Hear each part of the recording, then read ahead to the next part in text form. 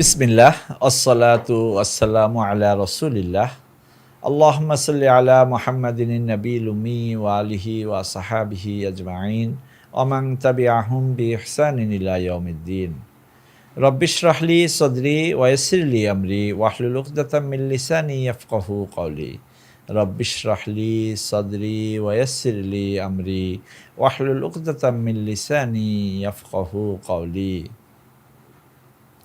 দূরে ও কাছের প্রিয় আরবি ভাষা শিক্ষার্থীবৃন্দ, সাবা সানাবিল ইলিম শেয়ারের পক্ষ থেকে এসো আরবি শিখির আরও একটি নতুন দর্সে আপনাদের সবাইকে সুস্বাগত জানাচ্ছি।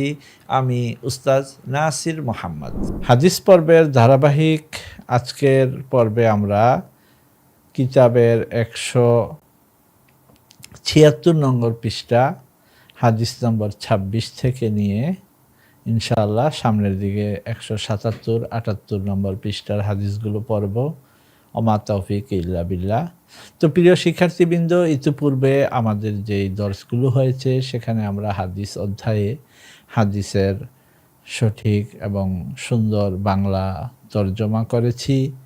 কিছু কিছু বাক্যের তাহকিক দেখেছি, তারকিব দেখেছি, বিশেষ শব্দের ক্ষেত্রে তার ভাব অর্থ নিয়ে আলোচনা করেছি এবং যে সকল বাক্যে ভাব অর্থ প্রকাশে গুরুত্বপূর্ণ সেখানে আমরা ভাব অর্থ নিয়ে আলোচনা করেছি। হাদিসের অধিকাংশ কথার ক্ষেত্রেই প্রকৃত শাব্দিক অর্থ এবং ভাব অর্থ উভয়টি বুঝাই আমাদের জন্য জরুরি হয়। তখন আমরা উভয় বিষয় নিয়েই আলোচনা করি আলহামদুলিল্লাহ। তো এই পর্বে আমরা ইনশাআল্লাহ এক এক করে হাদিসগুলো পড়ব। ইন্নাল্লাহ সুবহানাহু ওয়া তাআলা ওয়াফাকানা আন নাজতামিআ ফি দারসিন জাদীদিন ফালিহাযা নাশকুরুল্লাহ ওয়া নাহমাদুহু হামদান কাসীরান তাইয়্যিবা। ওয়া ইন্নাল্লাহ সুবহানাহু ওয়া তাআলা ওয়াফাকানা আন নাতাআল্লামা আল-লুগাতাল আরাবিয়্যা ওয়া নাহনু তাআল্লামনা আল-লুগাতাল আরাবিয়্যা لنفهم القرآن والحديث وكلام الله وكلام الرسول. والآن الحمد لله نحن نقرأ الحديث ونفهم المعنى. هذه نعمة عظيمة من الله سبحانه وتعالى لا شك فيه، وكان هذا مرادنا. والحمد لله الآن أنا أقرأ عليكم عن الحديث إن شاء الله. أيها الطلاب أنتم تسمعون وتستمعون معنا الحديث إن شاء الله وتفهمون إن شاء الله بالعربية، وإن شاء الله نفهم بالبنغالية أيضا. وأنا أسعى إن شاء الله أن أترجم الحديث العربية بالعربية إن شاء الله. مثلا نتكلم العربية ونترجم بالعربية إن شاء الله، ثم نترجم إن شاء الله بالبنغالية. بسم الله الرحمن الرحيم. أنا عبد الله بن مسعود رضي الله عنه قال: سألت النبي صلى الله عليه وسلم أي العمل أحب إلى الله تعالى؟ قال: الصلاة على وقتها. الصلاة على وقتها. قلت: ثم أي؟ قال: بر الوالدين. قلت: ثم أي؟ قال: الجهاد في سبيل الله. الحمد لله. وهذا الحديث عن عبد الله بن مسعود رضي الله عنه. ابن مسعود هو أيضا رسول الله، اسمه عبد الله ابن مسعود رضي الله عنه. قال: أنا سألت رسول الله صلى الله عليه وسلم. ماذا سأل عبد الله بن مسعود نبي الله؟ سأل: يا رسول الله، أي العمل أحب إلى الله تعالى؟ أي العمل أحب إلى الله؟ أي عمل يحب الله حبا كثيرا؟ أي عمل؟ قال: الصلاة على وقتها، أي ইকামাতুস সালাত ফিল মিআদ, ইকামাতুস সালাত ফিল মিআদ মাসালান ইউআদ্দি সালাতা ফিল মিআদ ফি ওয়াক্তিহা قال الصلاة على وقتها فقلت أي قال عبد الله بن مسعود وسأل عبد الله بن مسعود رسول الله ثم أي عمل أحب قال رسول الله بر الوالدين أي نكرم الوالدين ونحرمه قلت أي قال عبد الله بن مسعود قلت ثم أي قال الجهاد في سبيل الله قال رسول الله صلى الله عليه وسلم الجهاد في سبيل الله وسمعنا من هنا ثلاثة أعمال أي ثلاثة الصلاة على وقتها ثم بر الوالدين ثم الجهاد في سبيل الله هذا ترتيب الأعمال الصالحة التي أحب إلى الله تعالى سبحانه وتعالى আব্দুল্লাহ ইবনে মাসউদ রাদিয়াল্লাহু আনহু থেকে বর্ণিত, তিনি বলেন যে আমি নবী সাল্লাল্লাহু আলাইহি সাল্লামকে জিজ্ঞাসা করলাম, ইয়া রাসূলুল্লাহ, আল্লাহ তাআলার নিকট সবচেয়ে প্রিয় আমল কি? রাসূলুল্লাহ সাল্লাল্লাহু আলাইহি সাল্লাম জবাবে বললেন, সময় মতো সালাত আদায় করা। তখন আমি জিজ্ঞাসা করলাম, অতঃপর কি? তিনি বললেন, পিতামাতার প্রতি সদাচরণ করা। তখন আমি জিজ্ঞাসা করলাম, অতঃপর কি? রাসূলুল্লাহ সাল্লাল্লাহু আলাইহি সাল্লাম বললেন, আল জিহাদ ফি সাবিলিল্লাহ, আল্লাহর রাস্তায় জিহাদ করা। هذا الحديث الحمد لله قد سمعنا الترجمة بالعربية وسمعنا أيضا الترجمة بالبنغالية ما شاء الله ستفهمون أنتم بارك الله في علمكم. ثم قال رسول الله صلى الله عليه وسلم ليس منا من لم يرحم صغيرنا ولم يعرف شرف كبيرنا. أنتم قرأتم هذا الحديث في المدرسة أيضا، ليس من لم يرحم صغيرنا ولم يكرم كبيرنا فليس منا.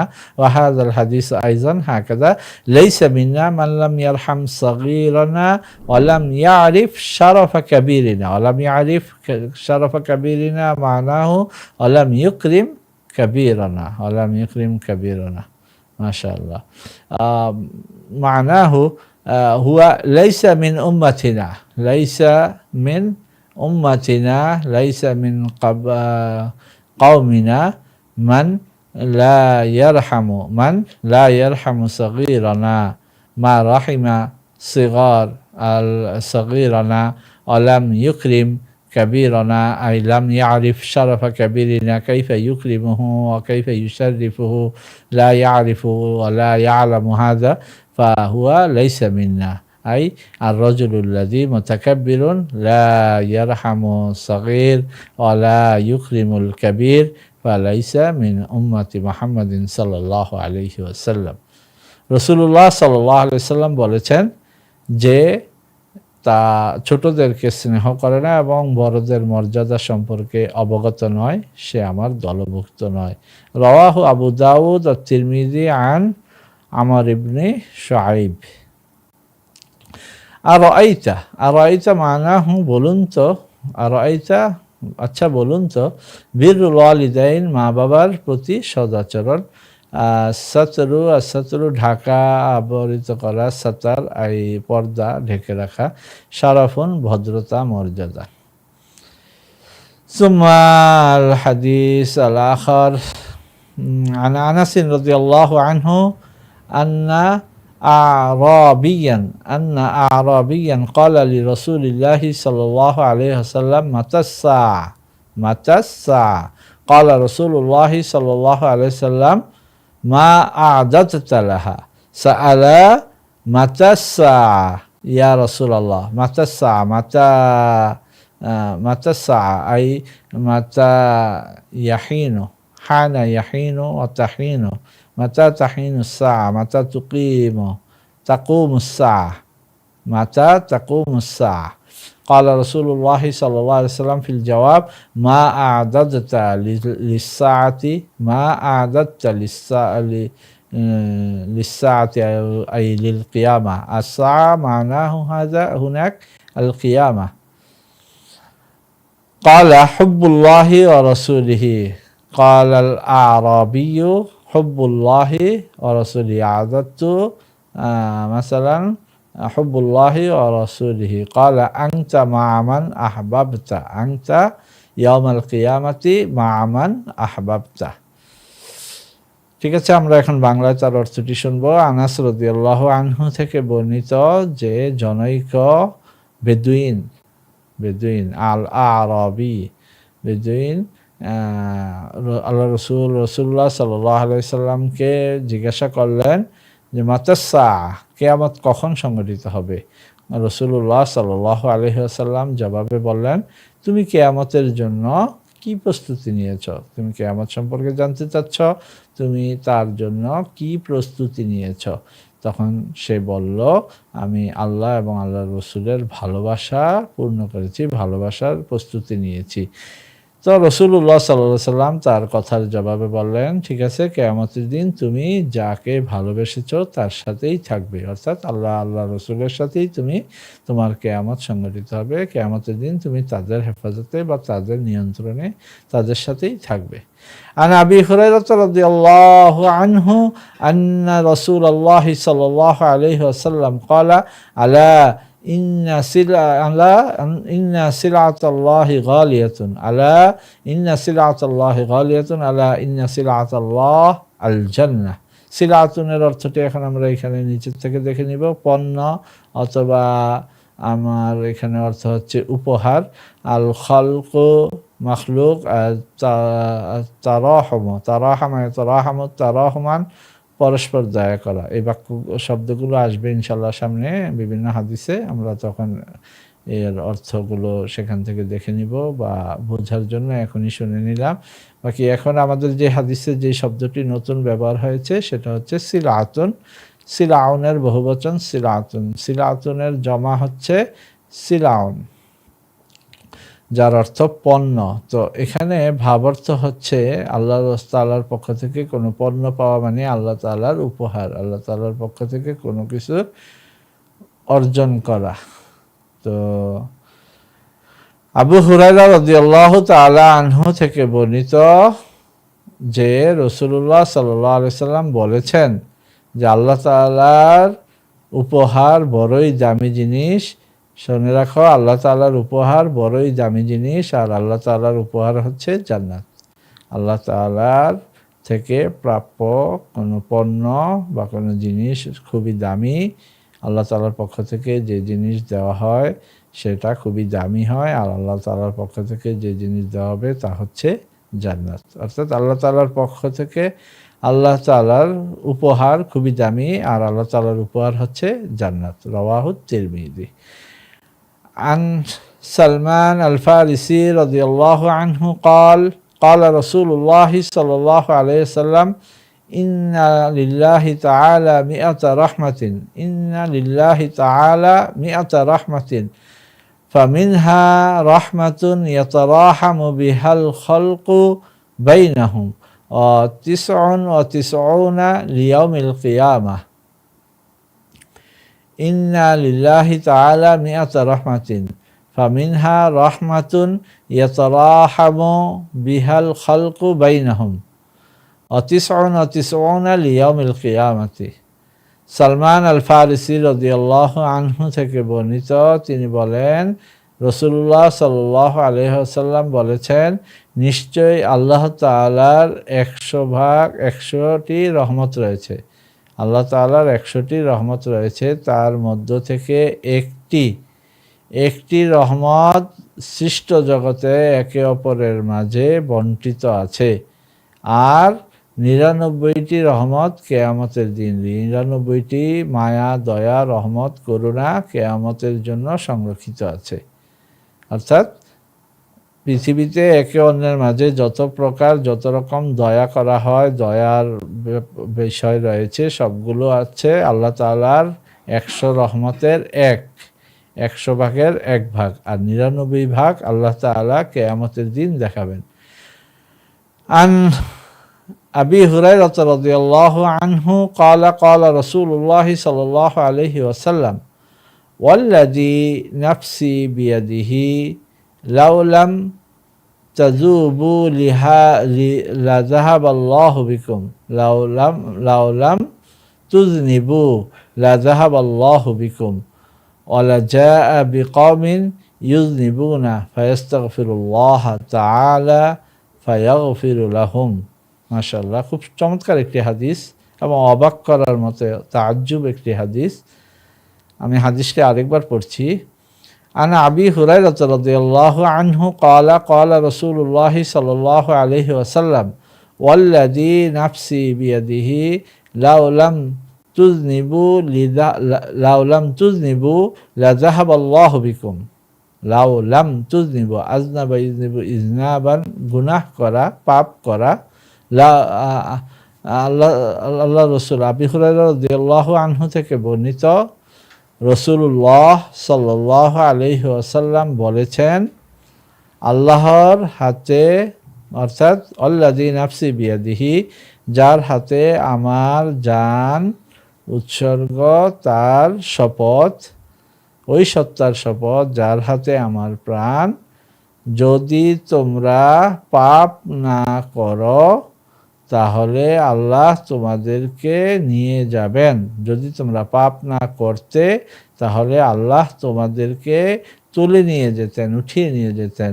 ওয়ালা জাআ বিকওমিন, আর এমন সম্প্রদায়কে নিয়ে আসতেন, ইউযনিবুন, যারা পাপ করত, ফায়াস্তাগফিরুনাল্লাহ তাআলা, এরপর পাপ করার পর তারা আল্লাহর কাছে ক্ষমা চাইতো, ফায়াগফিরু লাহুম, আর আল্লাহ তাদেরকে ক্ষমা করে দিতেন। কত চমৎকার একটি হাদিস! আল্লাহর দয়ার উদাহরণের জন্য এর চেয়ে সুন্দর আর কি কথা হতে পারে। আবু হুরায়রা রাদিয়াল্লাহু আনহু থেকে বর্ণিত, তিনি বলেন, রাসূলুল্লাহ সাল্লাল্লাহু আলাইহি ওয়াসাল্লাম বলেছেন, ওই সত্তার শপথ যার হাতে আমার জান নিহিত, যদি তোমরা গুনাহ না করতে তাহলে আল্লাহ তাআলা তোমাদেরকে তুলে নিয়ে এমন জাতিকে নিয়ে আসতেন যারা পাপ করে আল্লাহ তাআলার কাছে ক্ষমা চাইতো, আর আল্লাহ তাদেরকে ক্ষমা করে দিতেন। ওয়াহাযাল ওয়াও লিল কসমি, যে আল্লাযী নাফসি, এই ওয়াওটা হচ্ছে কসমের, শপথের ওয়াও। এবার আমরা 32 নম্বর হাদিসটি পড়ব। عن أبي أيوب خالد بن زيد رضي الله عنه قال سمعت رسول الله صلى الله عليه وسلم يقول لولا أنتم تذنبون لخلق الله خلقا يذنبون فيستغفرون فيغفر لهم। আবু আইয়ুব খালিদ ইবনে যায়েদ রাদিয়াল্লাহু আনহু থেকে বর্ণিত, তিনি বলেন, আমি রাসূলুল্লাহ সাল্লাল্লাহু আলাইহি ওয়াসাল্লামকে বলতে শুনেছি, যদি তোমরা পাপ না করো তাহলে আল্লাহ নতুন জীব সৃষ্টি করবেন, নতুন কোনো জাতিকে সৃষ্টি করবেন, এবং তারা এমন জাতি সৃষ্টি করবেন যারা গুনাহ করে আল্লাহর কাছে ক্ষমা চাইবে, তখন আল্লাহ তাদেরকে ক্ষমা করবেন। সুবহানাল্লাহি ওয়া বিহামদিহি সুবহানাল্লাহিল আযীম। অর্থাৎ মহান আল্লাহ তাআলার কাছে পাপ করলে কোনো বড় দোষের কিছু নয়, পাপ করে ক্ষমা চাইলে আল্লাহ তাআলা ক্ষমা করতে পছন্দ করেন। যেমন দোয়া আছে, ইন্নাল্লাহা আফুউন তুহিব্বুল, আল্লাহুম্মা ইন্নাকা আফুউন তুহিব্বুল আফওয়া ফা'ফু আন্না, আল্লাহুম্মা ইন্নাকা আফুউন কারীম তুহিব্বুল আফওয়া ফা'ফু আন্না, যার অর্থ, হে আল্লাহ, মহান আল্লাহ, নিশ্চয়ই আপনি সম্মানিত ক্ষমাকারী, বড়ই দয়াময় ক্ষমাকারী, আপনি ক্ষমা করতে পছন্দ করেন, সুতরাং আপনি আমাদেরকে ক্ষমা করে দেন। এভাবে যারা পাপ করে, অন্যায় করে ক্ষমা চাইবে, আল্লাহ তাআলা তাদের প্রতি খুশি হয়ে যান এবং তাদেরকে ক্ষমা করে দেন। আর যদি কেউ পাপ না করে, তাহলে আল্লাহ ক্ষমা করবেন কাকে? সেজন্য সেই জাতিকে নিয়ে যাবেন এবং এমন জাতিকে প্রতিনিধিত্ব করাবেন যারা গুনাহ করে তার কাছে ক্ষমা চাইবে আর তাদেরকে তিনি ক্ষমা করে দিবেন। عن أنس رضي الله عنه قال قال رسول الله صلى الله عليه وسلم لأبي بن كعب رضي الله عنه إن الله عز وجل أمرني أن أقرأ عليك لم يكن الذين كفروا قال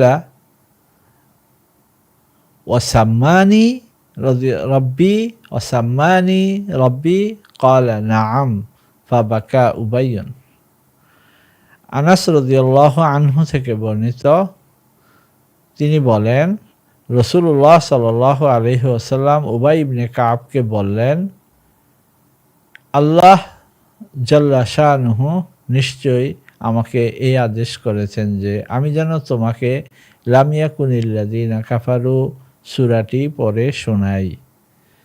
উবাই ইবনে কাব রাসূলুল্লাহ সাল্লাল্লাহু আলাইহি ওয়াসাল্লামকে জিজ্ঞাসা করলেন, আমার রব আমার নাম নিয়েছে? আল্লাহ রসুল সাল্লাল্লাহু আলাইহি সাল্লাম বললেন, হ্যাঁ। তখন উবাই রাদিয়াল্লাহু আনহু কেঁদে দিলেন। এই কথা শুনে উবাই ইবনে কাব রাদিয়াল্লাহু আনহু ক্রন্দন শুরু করে দিলেন। আমি হাদিসটি আবার পড়ছি। আনাস রাদিয়াল্লাহু আনহু থেকে বর্ণিত, তিনি বলেন রাসূলুল্লাহ সাল্লাল্লাহু আলাইহি সাল্লাম উবাই ইবনে কাবকে বললেন, উবাই ইবনে কাব রাদিয়াল্লাহু আনহুকে বললেন, আল্লাহ জাল্লা শানুহু আমাকে আদেশ করেছেন যে আমি যেন তোমাকে লাম ইয়াকুনিল্লাযীনা কাফারু সূরাটি পড়ে শোনাই। উবাই ইবনে কাব রাদিয়াল্লাহু আনহু আল্লাহ রাসূল সাল্লাল্লাহু আলাইহি সাল্লামকে জিজ্ঞাসা করলেন, আমার রব আমার নাম নিয়েছে? রাসূলুল্লাহ সাল্লাল্লাহু আলাইহি সাল্লাম বললেন, হ্যাঁ। তখন উবাই ইবনে কাব রাদিয়াল্লাহু আনহু কেঁদে দিলেন। এই কথা শুনে উবাই ইবনে কাব রাদিয়াল্লাহু আনহু কেঁদে দিলেন, আমার রব আমার নাম নিয়েছেন। এজন্যই তারা রাদিয়াল্লাহু আনহুম ওয়া রাদু আন, তারাও আল্লাহর প্রতি সন্তুষ্ট, আল্লাহও তাদের প্রতি সন্তুষ্ট। মহান রব্বুল আলামিন আমাদেরকে তাদের দেখানো পথ প্রদর্শন করুন এবং তাদের মতো হয়ে জীবনযাপন করে তাদের মর্যাদার কাছাকাছি পৌঁছার তৌফিক দান করুক। আমরা আরবি ভাষা শিখছি, আরবি পড়ছি, এই গল্পগুলো শুনতে পারতেছি আল্লাহর রসুলের ভাষায়, কোরআনের ভাষায়, সেটা যে কত বড় নেয়ামত। আলহামদুলিল্লাহ, এই হাদিসগুলো পড়ে দিল কতই না প্রশান্তি লাভ করে। পরবর্তী হাদিসে যাচ্ছি। عن أبي هريرة رضي الله عنه قال قال رسول الله صلى الله عليه وسلم الدنيا سجن المؤمن وجنة الكافر الدنيا سجن المؤمن وجنة الكافر। খুব ছোট্ট একটি হাদিস, কিন্তু অনেক অর্থবহ। ইনশাআল্লাহ এই হাদিসটিকেও আমরা আরবিতে তরজমা করব, অতঃপর বাংলায়ও তরজমা করব। طلاب اللغة العربية تسمعون وتترجمون هذا الحديث إن شاء الله، تسمعون بالعربية. عن أبي هريرة رضي الله عنه قال قال رسول الله صلى الله عليه وسلم، هذا الحديث عن أبي هريرة رضي الله عنه أن النبي صلى الله عليه وسلم قال الدنيا سجن المؤمن وجنة الكافر. ما المراد أن يقول الدنيا سجن المؤمن؟ سجن المؤمن معناه ليس في السجن الفراش، البيوت،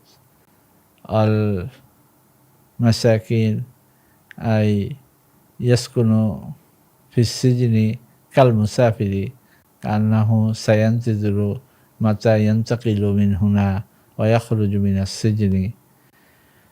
فللمؤمن الدنيا سجن، مثلا هو ইউরিদু আন ইয়াখরুজা ওয়া ইয়ান্তাকিলা মিনাদ দুনিয়া ইলা হায়াতিহি আল আখিরাহ। ও জান্নাতুল কাফিরি মা'না আল কাফিরু ইয়াঈশু ফিদ দুনিয়া কান্নাহু লা ইয়ামুতু ইয়াওমান فيبني البيوت والعمارات العالية والمؤمن ينتظر الموت والكافر ينسى الموت. هذا هو الفرق. فقال رسول الله صلى الله عليه وسلم الدنيا سجن المؤمن وجنة الكافر. أيها الطلاب الكرام الأعزاء، أنتم سمعتم مني معنى الحديث بالعربية، وأرجو أنكم فهمتم كلامي ومرادي. فأنا سألتكم ماذا فهمتم من بياني أن يقول رسول الله صلى الله عليه وسلم الدنيا سجن المؤمن وجنة الكافر. المؤمن يظن أن الدنيا لا يعيش هناك أبدا أبدا، بل هو سينتقل من الدنيا، سينتقل صباحا أو مساء، فدائما هو مستعد أن يسافر، أن يخرج من السجن، أي أن يخرج من الدنيا ويذهب إلى البيت مثلا، يعني هو يريد أن يذهب إلى بيته في الجنة. وجنة الكافر، الكافر ليس له لا حصة له ولا أجر له في الآخرة ولا فلاح له في الآخرة، فهو يعيش في الدنيا كأنه لا يموت ولا ينتقل من هنا ولا يذهب أبدا إلى الآخرة، فلا عيش في الآخرة إلا جهنم. عن أبي هريرة رضي الله عنه قال سمعت رسول الله صلى الله عليه وسلم يقول الدنيا ملعونة ملعون ما فيها إلا ذكر الله وعالما ومتعلما. আবু হুরায়রা রাদিয়াল্লাহু আনহু থেকে বর্ণিত, তিনি বলেন, আমি রাসূলুল্লাহ সাল্লাল্লাহু আলাইহি ওয়াসাল্লামকে বলতে শুনেছি,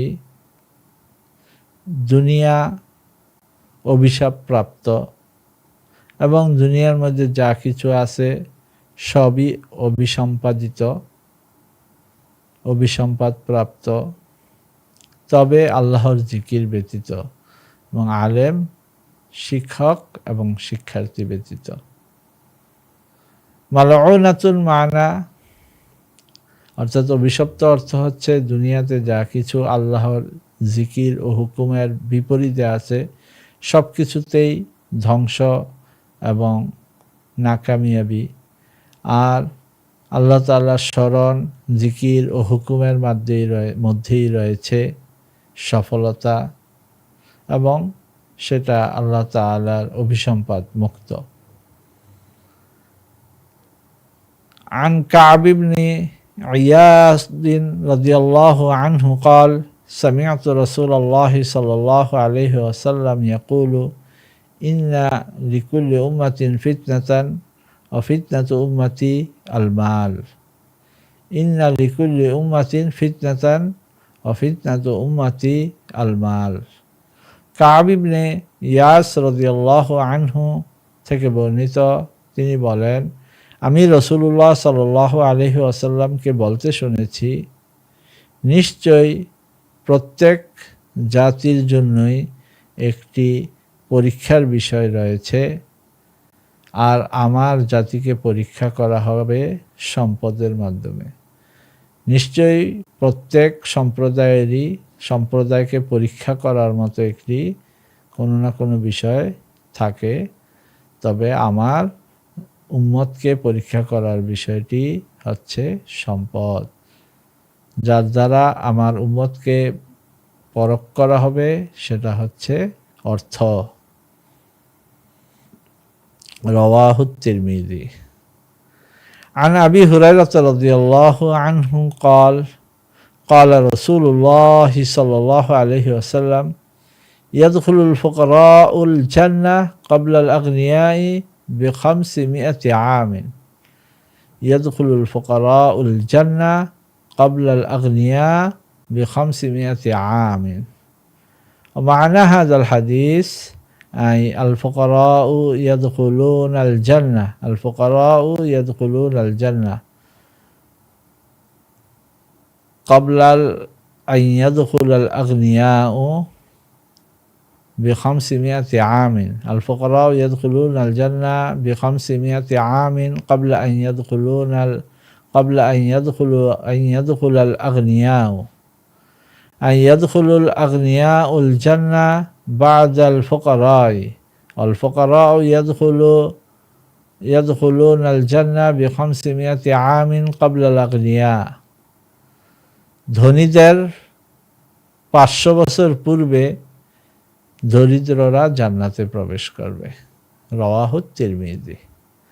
عن أبي أمامة رضي الله عنه قال ذكر أصحاب رسول الله صلى الله عليه وسلم يوما عنده الدنيا فقال رسول الله صلى الله عليه وسلم ألا تسمعون إن البدادة من الإيمان إن البدادة من الإيمان.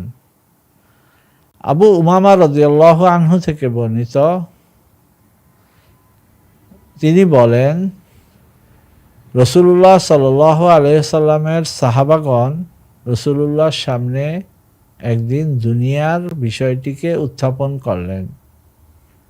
তখন রাসূলুল্লাহ সাল্লাল্লাহু আলাইহি সাল্লাম বললেন, তোমরা জেনে রাখো নিশ্চয়ই সহজ সরল জীবনযাপন করা ঈমানের অঙ্গ, নিশ্চয়ই সহজ সরল জীবনযাপন করা ঈমানের অঙ্গ।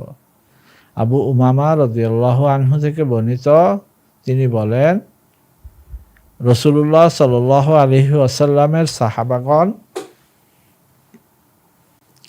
একদিন রাসূলুল্লাহ সাল্লাল্লাহু আলাইহি সাল্লামের সামনে দুনিয়ার বিষয়টি উত্থাপন করলেন, যে দুনিয়া কেমন, দুনিয়া কিভাবে বেঁচে থাকতে হবে, দুনিয়া সম্পর্কে আলোচনা তুললেন। তখন রাসূলুল্লাহ সাল্লাল্লাহু আলাইহি ওয়াসাল্লাম তাদেরকে উদ্দেশ্য করে বললেন, তোমরা শুনে রাখো, তোমরা জেনে রাখো, নিশ্চয়ই সহজ সরল সাদামাঠা জীবনযাপন করাই ঈমানের অঙ্গ, সাদামাঠা জীবনযাপন করা ঈমানের অঙ্গ। অর্থাৎ অতি বিলাসবহুলতা এবং অতি স্বাচ্ছন্দ্যবোধ ছেড়ে সাধারণ জীবনযাপন করা ঈমানের অঙ্গ, সাধারণ জীবনযাপন করা ঈমানের অঙ্গ। আনা আব্দুল্লাহ ইবনে আমর ইবনে আল-আস রাদিয়াল্লাহু আনহুমা আন্না রাজুলান সাআলা রাসূলুল্লাহ সাল্লাল্লাহু আলাইহি ওয়াসাল্লাম আইয়ুল ইসলামি খায়রুন ক্বালা তুতি'মুত তা'আম ওয়া তাকরাউস সালাম আলা মান আরাফতা ওয়া মান লাম তা'রিফ। عن عبد الله بن عمر بن العاص رضي الله عنهما أن رجلا سأل رسول الله صلى الله عليه وسلم أي الإسلام خير قال تطعم الطعام وتقرأ السلام على من عرفت ومن لم تعرف.